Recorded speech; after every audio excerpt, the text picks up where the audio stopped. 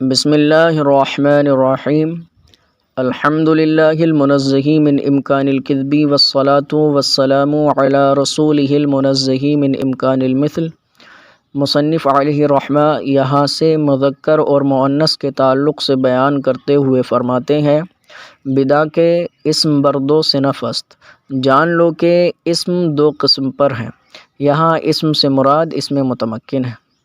سبق کو آگے بڑھانے سے پہلے کچھ باتیں عرض کرنا چاہتا ہوں کہ ہمارا جو طریقہ کار ہے اس کتاب میں وہ یہ ہے کہ ہم اس کتاب کا صرف ترجمہ اور تھوڑی بہت تشریح کر رہے ہیں۔ اس کی وجہ یہ ہے کہ آگے پڑھائی جانے والی کتابیں مثلاً شرح میت عامل ہے، ہدایت النحو ہے، کافیہ ہے اور شرح جامی ہے، ان میں ان تمام کی تشریح کامل و اکمل طریقے پر آ رہی ہے۔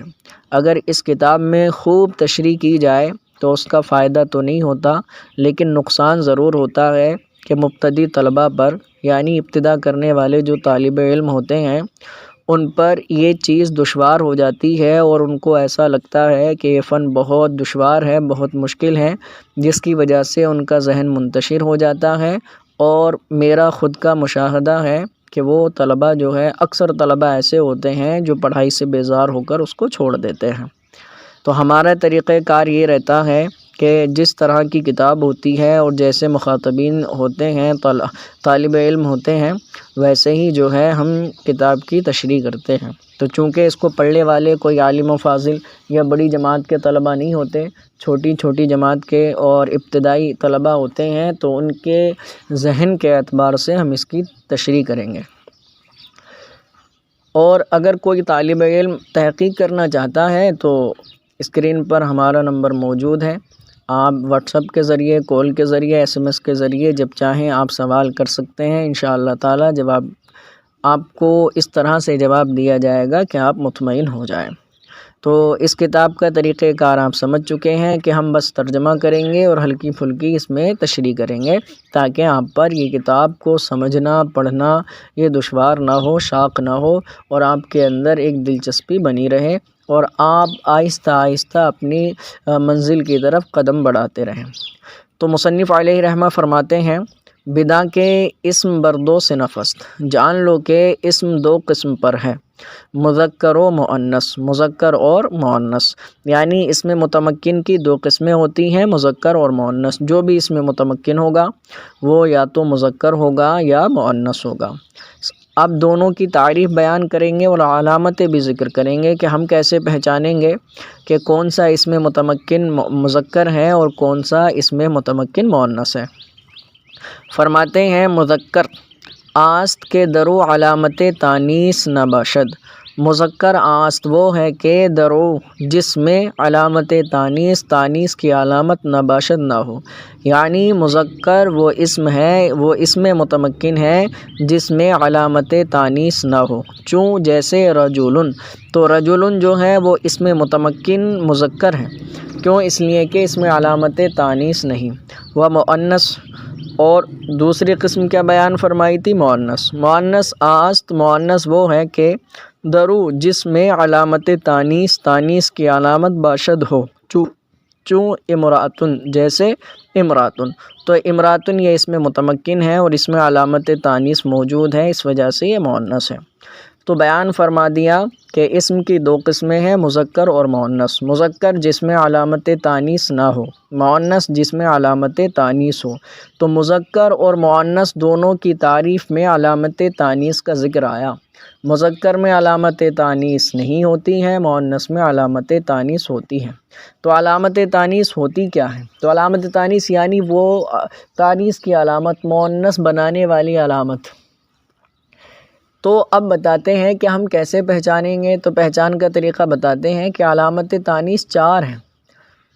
جس کلمے میں آپ علامت تانیث دیکھیں، ان چاروں میں سے تو آپ سمجھ جائیں کہ یہ کلمہ جو ہے اس میں متمکن اور مؤنث ہے۔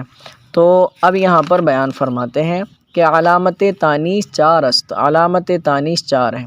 اچھے سے سنیں گے تو انشاءاللہ تعالی بات واضح ہو جائے گی کہ علامت تانیث چار ہیں۔ جس کلمے میں ان چاروں میں سے کوئی موجود ہوگی تو وہ مؤنث ہو جائے گا۔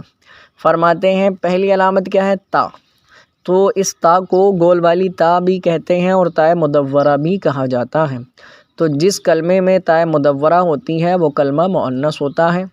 فرماتے ہیں چوں طلحہ، جیسا کہ طلحہ، تو طلحہ میں آخر میں آپ دیکھ رہے ہیں تائے مدورہ ہے جو علامت تانیث ہے، اس وجہ سے طلحہ یہ مؤنث ہے۔ دوسری علامت تانیث الف مقصورہ، الف مقصورہ ہے، یعنی الف مقصورہ جس کلمے کے آخر میں ہوتا ہے تو چونکہ علامت الف مقصورہ جو ہے وہ بھی علامت تانیث ہے۔ اس کی تفسیر آگے آئے گی کہ بہت سارے الف مقصورہ ایسے ہوتے ہیں کہ وہ تانیث کی علامت نہیں ہوتے، اس میں کیا تفسیر ہے وہ آگے آئے گی، یہاں پر جو آپ لوگوں کے لیے ضروری ہے وہ بیان کیا جا رہا ہے۔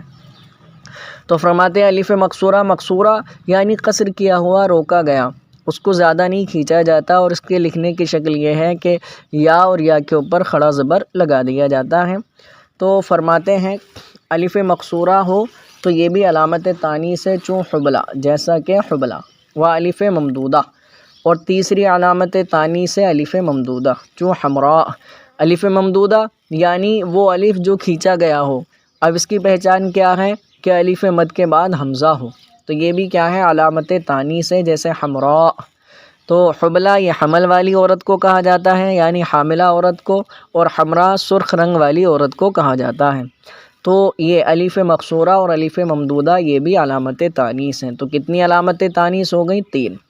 تو یہ 3 جو علامت تانیث ہیں یہ لفظی ہیں، یعنی لفظوں میں دیکھ کر ہم کو پتہ چل جائے گا کہ اس کے اندر علامت تانیث ہے اور یہ جو کلمہ ہے یہ مؤنث ہے۔ ایک جو علامت ہے وہ مقدرہ ہے، یعنی پوشیدہ ہے، اور اس کو جو ہے لفظوں سے ہم نہیں پہچان سکتے، اس کو پہچاننے کے بہت سارے طریقے ہیں۔ اس کتاب میں صرف ایک طریقہ بیان کیا گیا ہے، باقی طریقے آپ اگلی کتابوں میں پڑھیں گے۔ فرماتے ہیں چوتھی علامت ہے تائے مقدرہ، تائے مقدرہ چوں جیسے اردن، تو مثال بیان کی ارض، تو ارض یہ مؤنث ہے، اور مؤنث ہونے کے باوجود اس میں نہ تو تائے کیا کہتے ہیں مدورہ لفظی ہے، نہ الف مقصورہ ہے، نہ ہی الف ممدودہ ہے، تو پھر یہ مؤنث کیسے ہوا؟ مؤنث کے لیے تو علامت تانیث کا ہونا ضروری ہے، اس میں تو علامت تانیث نظر نہیں آ رہی۔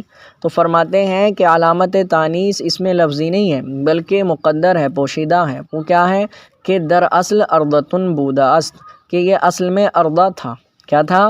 اردتن تھا، تو اردتن میں آپ تا دیکھ رہے ہیں۔ اب یہ جو آپ نے کہا کہ اصل میں اردتن تھا، اس کی آپ پر کیا دلیل ہے کہ اردتن تھا؟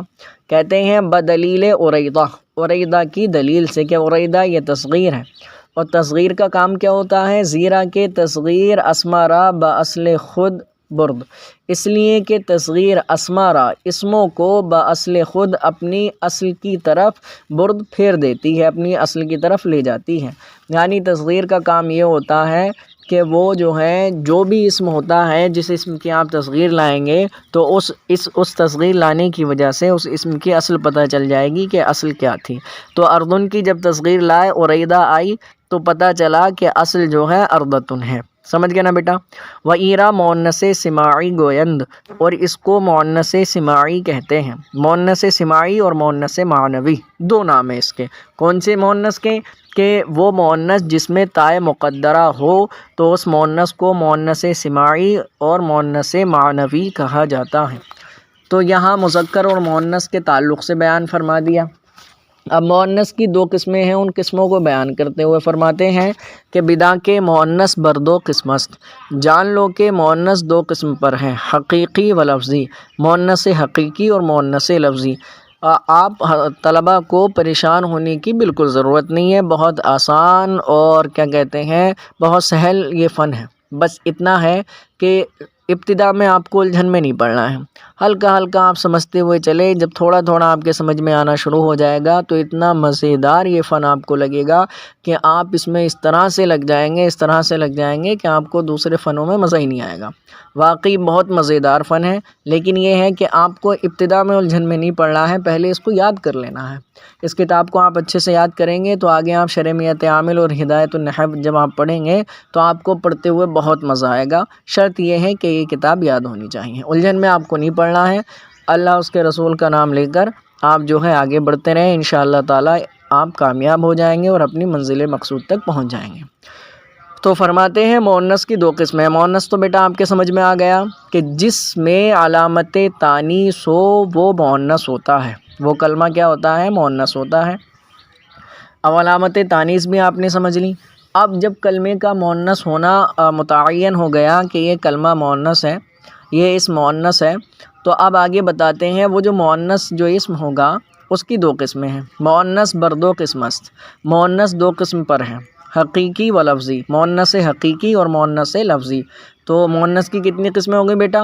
دو، حقیقی اور لفظی. ان دونوں کو پہچاننا بھی بڑا آسان ہے، بس توجہ رکھیں. فرماتے ہیں حقیقی آست. مؤنث حقیقی آست وہ ہے کہ بازائے او کہ جس کے مقابلے میں حیوان مذکر باشد، حیوان مذکر ہو، یعنی کوئی مذکر حیوان ہو.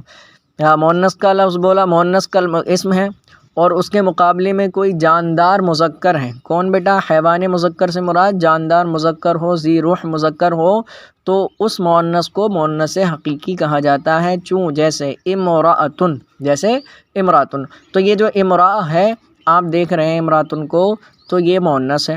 آپ نے کیسے پہچانے اس کا مؤنث ہونا؟ کہ اس کے آخر میں تائے تانیث یعنی تائے مدورہ موجود ہے. گولتا کو تائے مدورہ کہا جاتا ہے.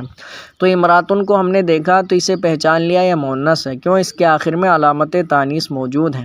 پھر دیکھا مؤنث حقیقی ہے. کیسے مؤنث حقیقی ہے؟ کہ بازائے او رجل است، کہ اس کے مقابلے میں رجل ہے. کیا ہے بیٹا؟ رجل ہے، اور رجل مذکر ہے اور حیوان ہے، یعنی ذی روح ہے، حیوان مذکر ہے. تو عورت کے مقابلے میں مرد ہے، امرأۃن کے مقابلے میں رجل ہے، تو امرأۃن یہ مؤنث حقیقی ہو گیا. سمجھ گئے نا بیٹا؟ دوسری مثال وناقۃن، اور ناقہ ہے. تو ناقہ کے معنی آتے ہیں اونٹنی. تو اس میں ناقہ جو کلمہ ہے اس میں ہم نے دیکھا تو اس میں بھی ہم کو پتہ چلا علامت تانیث یعنی تائے مدورہ موجود ہے، تو یہ بھی مؤنث ہو گیا. اب مؤنث حقیقی ہے لفظی، ہم نے غور کیا کہ ناقہ اس کے بازائے او کہ اس کے مقابلے میں جمل است، جمل ہے، جمل یعنی اونٹ ہے. تو اور اونٹ جو ہے وہ حیوان مذکر ہے، ذی روح مذکر ہے، اس لیے یہ بھی ناقہ جو ہے یہ بھی مؤنث حقیقی ہو گئی. فرماتے ہیں وہ لفظی. اور دوسری قسم کیا تھی مؤنث کی؟ مؤنث لفظی. مؤنث لفظی آست کے بازائے او حیوان مذکر نباشد. مؤنث لفظی وہ ہے کہ بازائے او کہ جس کے مقابلے میں حیوان مذکر نباشد، حیوان مذکر نہ ہو. یعنی یہ یاد رکھیے گا بیٹا، مؤنث حقیقی میں حیوان مذکر ہو، مقابلے میں حیوان مذکر ہو، اور مؤنث لفظی میں، اور اس کو غیر حقیقی بھی کہا جاتا ہے، مؤنث لفظی میں حیوان مذکر نہ ہو. کیا کہا؟ حیوان مذکر، صرف مذکر ہے تو مؤنث لفظی ہو سکتی ہے، حیوان مذکر نہ ہو. فرماتے ہیں ظلمتن. مثال چوں ظلمتن، ظلمہ، جیسا کہ ظلمہ. تو ظلمہ جو اسم ہے ہم نے دیکھا اس کے آخر میں تائے مدورہ یعنی علامت تانیث موجود ہے، تو یہ مؤنث تو ہو گیا. پھر دیکھا مؤنث دو طرح کی ہوتی ہیں، حقیقی اور لفظی. ہم نے دیکھا کہ ظلمہ اس کے مقابلے میں کون ہے؟ ظلمہ کے معنی آتے ہیں تاریکی، اندھیرا. اس کے مقابلے میں نور آ رہا ہے، نور یعنی روشنی، اجالا. تو نورن یہ مذکر ہے. تو دیکھا ظلمہ کے مقابلے میں نور تو ہے، لیکن نور جو ہے حیوان مذکر نہیں، صرف مذکر ہے. حیوان مذکر یعنی جاندار مذکر نہیں ہے، ذی روح نہیں ہے. نور کوئی ذی روح نہیں ہوتا، روح والا نہیں ہوتا، جاندار نہیں ہوتا. تو ظلمہ کے مقابلے میں اگرچہ نور ہے لیکن وہ صرف مذکر ہے، حیوان مذکر نہیں ہے. تو اس لیے ظلمہ جو ہے یہ مؤنث لفظی ہوگی، مؤنث حقیقی نہیں. سمجھ گئے نا بیٹا؟ اگلی مثال بیان فرمائے قوتن. تو قوہ اس میں بھی ہم نے دیکھا اس اسم میں کہ آخر میں علامت تانیث موجود ہے، یہ اسم جو ہے مؤنث ہے. اب ہم نے دیکھا اس کے مقابلے میں قوہ مانے طاقت. اب اس کے مقابلے میں ضعفن لے آئیے، تو ضعف جو ہے کمزوری، تو مذکر تو اس کے مقابلے میں بھی ہے لیکن مذکر تو ہے، حیوان مذکر نہیں ہے. تو اس وجہ سے جو قوہ ہے وہ مؤنث لفظی ہے. امید ہے کہ آپ حضرات کو بات اچھی طرح سمجھ میں آ گئی ہوگی. اگر اب بھی بات نہ سمجھ میں آئے تو آپ کمنٹ کر کر، کال کر کر یا واٹس ایپ پر میسج کر کے آپ جیسے چاہیں پوچھ سکتے ہیں. انشاءاللہ تعالی بر وقت آپ کو جواب دیا جائے گا. السلام علیکم ورحمۃ اللہ.